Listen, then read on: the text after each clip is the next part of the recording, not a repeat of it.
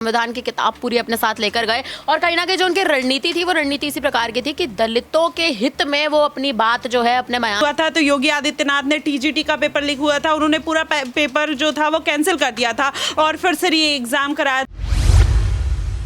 नमस्कार, next 9 news देख रहे हैं आप। मैं हूं आपके साथ तनुज दीक्षित।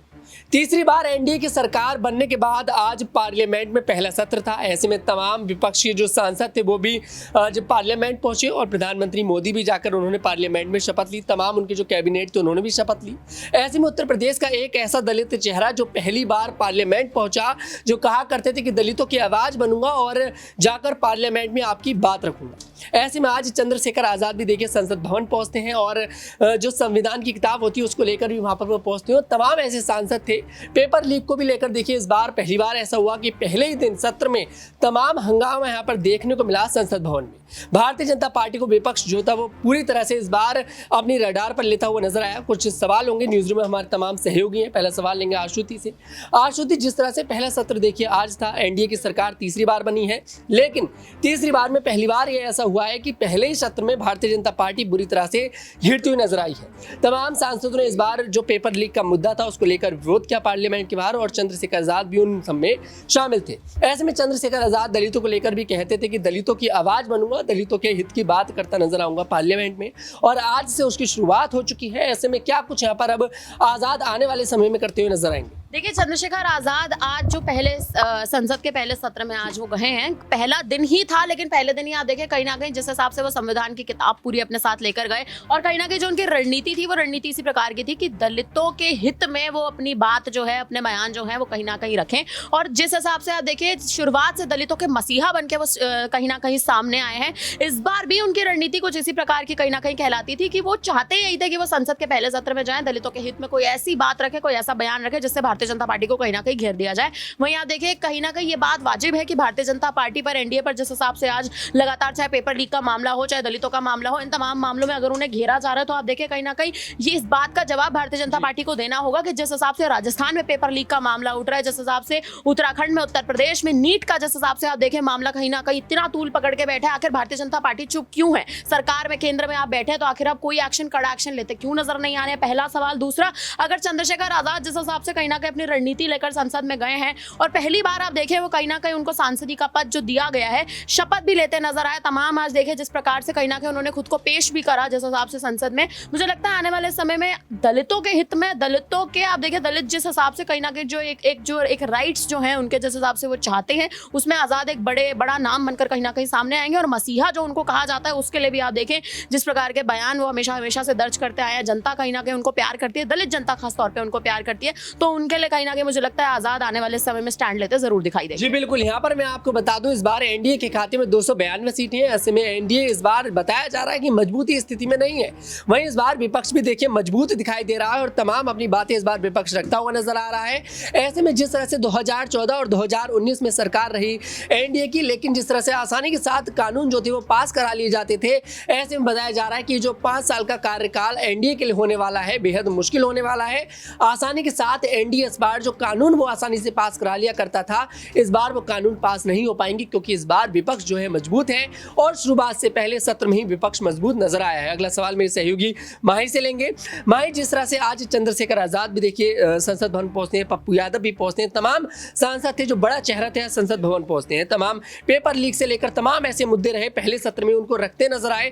ऐसे में आने वाले समय में क्या भारतीय जनता पार्टी ये प्रेशर जो इस बार विपक्ष बनाता नजर आ रहा है, कि इस प्रेशर को भारतीय जनता पार्टी झेल पाएगी?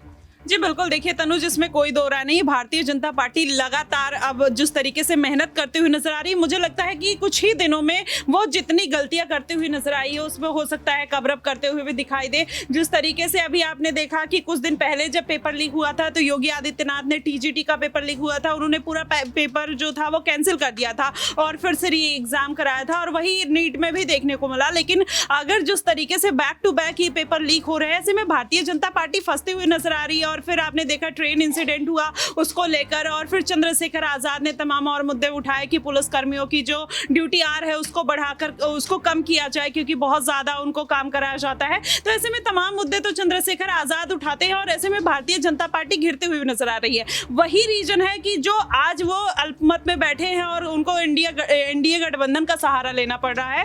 और कहीं ना कहीं जनता आने वाला विधानसभा चुनाव में अगर भारतीय जनता पार्टी अच्छे से काम नहीं करेगी, उपचुनाव आने वाले हैं, विधानसभा चुनाव आने वाले हैं, तो जनता उसका रुख फिर तय करती हुई नजर आएगी। आपने जैसे देखा होगा कि अयोध्या में राम मंदिर सबसे बड़ा मुद्दा था बीजेपी का, लेकिन वो कहीं ना कहीं अयोध्या में फ्लॉप होता हुआ दिखाई दिया। क्यों? क्योंकि भारतीय जनता पार्टी की जो स्कीम्स थी वो कहीं ना कहीं जनता को पसंद नहीं आई और जिसकी वजह से कहीं ना कहीं उन्होंने बीजेपी को दरकिनार कर दिया। तो आप सोचिए कि जिसकी वजह से पूरे देश में ये माना जा रहा था कि पीएम मोदी अयोध्या के नाम पर वोट मांगेंगे, पीएम मोदी के फेस पर वोट पड़ेगा। देखिए वहां पर आप बनारस में उनको कितना बड़ा झटका लगा, अयोध्या में कितना बड़ा झटका। तो मुझे लगता है भारतीय जनता पार्टी को अपनी स्ट्रेटेजी बदलनी चाहिए। और रही आज़ाद की बात, तो आज़ाद कहीं ना कहीं उसमें एक आग लगाने, एक लौ जलाने का काम करेंगे और सरकार पर प्रेशर बनाने का भी काम कर सकते हैं। अभी कुछ दिन पहले एक दलित की हत्या हुई थी, तब भी उन्होंने भारतीय जनता पार्टी को घेरा था, सरकार की नीतियों को घेरा था। उन्होंने साफ तौर पे कहा था कि 50 लाख दलित परिवार के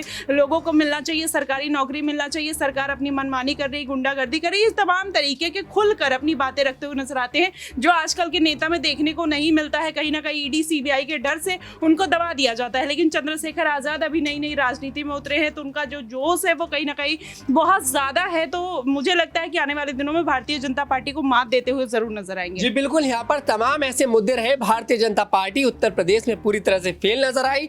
बात चाहे आप बनारस में कर लीजिए, बात आप चाहे अयोध्या में कर लीजिए। अयोध्या में राम मंदिर बनवाया, इंटरनेशनल एयरपोर्ट बनवाया, रेलवे स्टेशन बनाया, उसके बावजूद भी अयोध्या सीट से भारतीय जनता पार्टी हार जाती है। बनारस में प्रधानमंत्री मोदी मात्र 1.5 लाख वोटों से जीत दर्ज करते नजर आते हैं, जो आंकड़ा 2014 और 2019 में 5 लाख से ऊपर रहा था।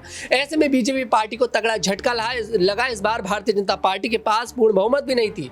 240 सीटों पर बीजेपी पार्टी सिमटती नजर आई, जहां 400 का आंकड़ा बीजेपी पार्टी दे रही थी, 400 पार का नारा बीजेपी पार्टी दे रही थी, 300 का आंकड़ा भी भारतीय जनता पार्टी छूती हुई नजर नहीं आई। अगला सवाल मेरे सहयोगी मनीष से लेंगे। मनीष, जिस तरह से आजाद उत्तर प्रदेश की राजनीति में दलितों का बड़ा चेहरा बनते हुए नजर आ रहे हैं, आज पार्लियामेंट में पहुंचे हैं, ऐसे में आने वाले समय में दलितों के लिए क्या काम करते नजर आएंगे? क्योंकि आरक्षण को लेकर भारतीय जनता पार्टी को लेकर घेरा जाता है। विपक्ष समय समय पर आरोप लगाया है कि भी आरक्षण को बदलने की कोशिश करी जा रही है, और इस बार देखिए कुछ चीजें ऐसी करी भी गई कि कुछ आर्टिकल्स को बदला गया। ऐसे में क्या इस बात को बर्दाश्त कर पाएंगे चंद्रशेखर आजाद? और अगर आगे चलकर जो नए कानून यहाँ पर लाएंगे या फिर संविधान में थोड़ा सा फेरबदल करने की कोशिश बीजेपी पार्टी करती नजर आएगी, क्या कुछ यहाँ पर चंद्रशेखर आजाद किन मुद्दों के साथ यहाँ पर खड़े नजर आएंगे?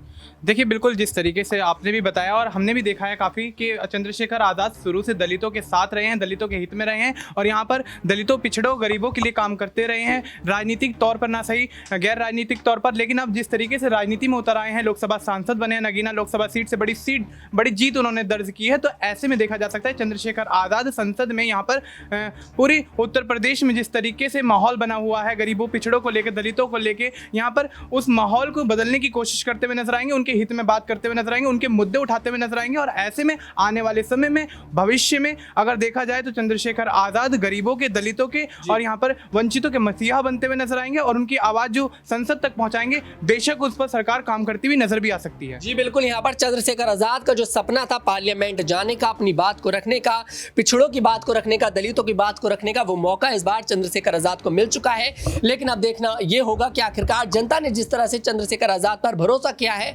आखिरकार चंद्रशेखर आजाद किस तरह से नगीना की जनता के हित में काम करते नजर आएंगे, दलितों और पिछड़ों की बात मानते नजर आएंगे, क्या कुछ उनके लिए करते नजर आएंगे। क्योंकि उत्तर प्रदेश में 17 सीटों पर विधानसभा चुनाव होने वाले, उपचुनाव होने वाले हैं और 2027 में विधानसभा चुनाव की तैयारी अभी से यहाँ पे तमाम पार्टियां करनी लग चुकी हैं। और देखा जाए तो चंद्रशेखर आजाद ने भी ऐलान कर दिया है कि उत्तर प्रदेश के विधानसभा चुनाव में सभी सीटों पर आजाद समाज पार्टी अपने कैंडिडेट उतारेगी।